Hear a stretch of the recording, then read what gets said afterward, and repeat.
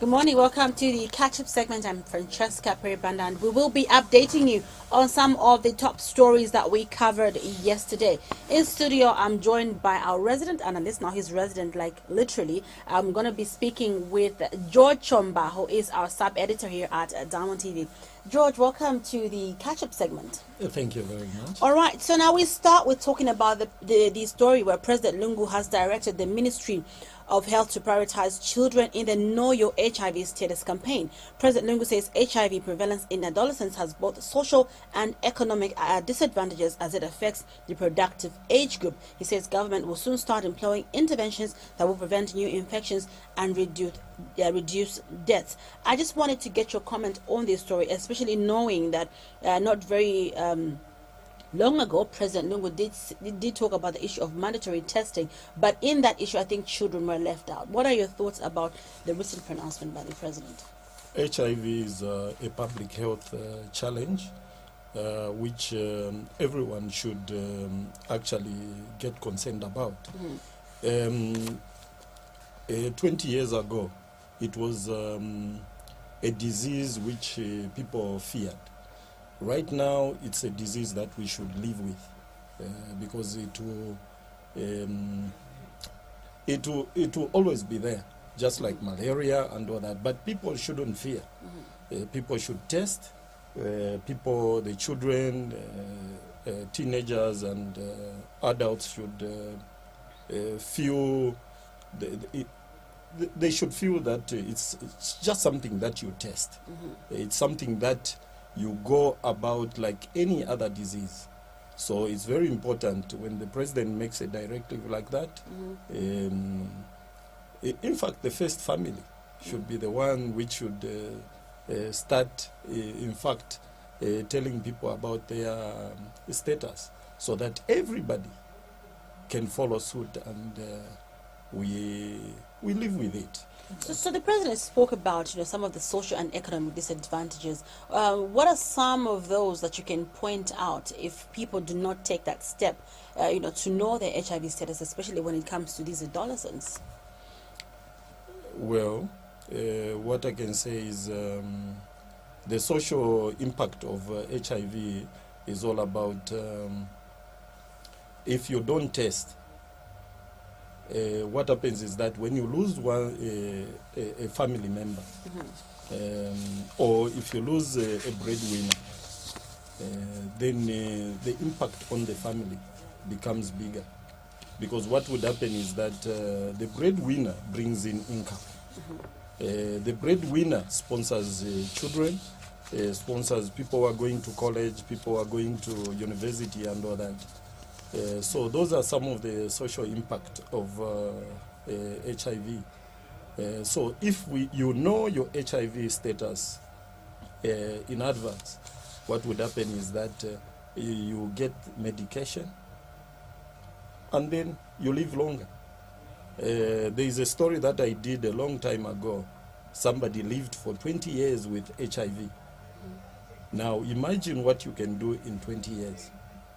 If you know your status and you are on medication. So that's why government and everybody else should be encouraged to do what is supposed to be done. Get tested, go and get your ARVs, and then you live longer.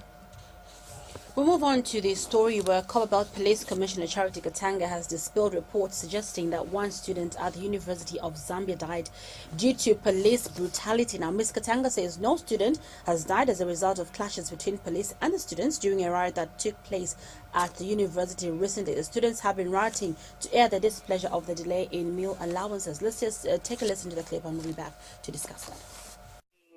The police kept on keeping vigil of the situation there.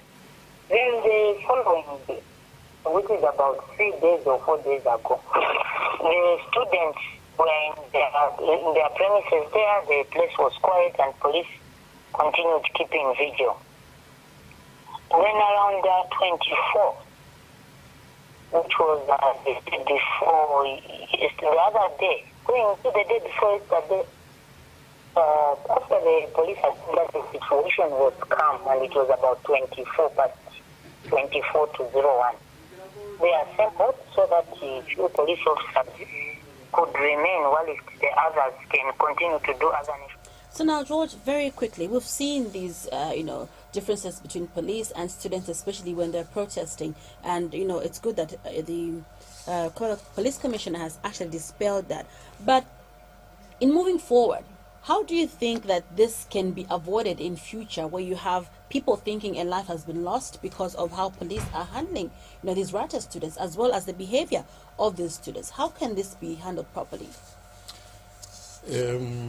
There is a Namibian editor who told me, between social media and journalism, what would you choose? And this was a female. She said, I would choose journalism. Social media will always tell you what you don't want to hear, whether it's true or not. But what I can tell you, as journalists, we should always look for facts. If somebody has died, obviously that person is a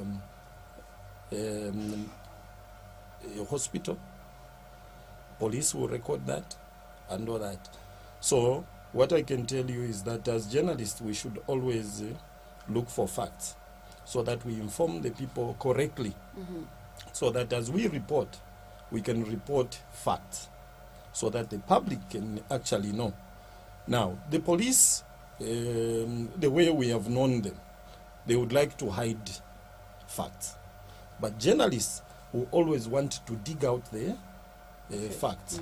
So what I would advise is that the journalists on the copper belt, even ourselves, we should go to the hospital, we should go to the police and dig out the facts so that we inform the public correctly, so that the public can know the truth. You've spoken about the relationship between social media and journalism. Nowadays, you find that stories are broken, not by journalists, but you find that there's a lot of citizen journalism going on. So as journalists who are in the mainstream media, what would you say then such stories should be handled? Because before I can get to the bottom of everything, I'll see updates on social media, people will be posting and whatnot. So how should journalists handle today's social media reporting versus the traditional media that we know, that people have gone to school for? The journalists should go behind the facts which are broken on social media. If somebody has died, there is a family. You get the details of the family. You get the details. I mean, if somebody has died or 20 people have died, there is somebody who was providing a service, which is more important than what you would call. Look at, first of all, let me give you an example of HH. Why is it that the media was reporting HH and 5 others? It's because HH was more important than the 5 others. So what I'm saying is, if people have died in an accident, or maybe one person has died, there is a reason why somebody posted that person has died. Or if that person hasn't died, it's because that person maybe is in hospital or somewhere. Don't just get what is on social media. Please, let's go to the hospital. Maybe that person is injured. The problem we are having is that people are getting from social media to report and not finding out what has happened. That's where the problem is. So all of us as journalists should first of all get to the bottom of the story. That's my only advice which is there. George, it's been an absolute pleasure chatting with you and catch up, and we do hope that we'll be getting to talk about these issues on a daily basis. That has been the catch up segment, and today we had our editor George Chomba just talking about the stories that we covered yesterday. You're still watching the Diamond Breakfast. We take a short break. Jonah and Chacha will be right back.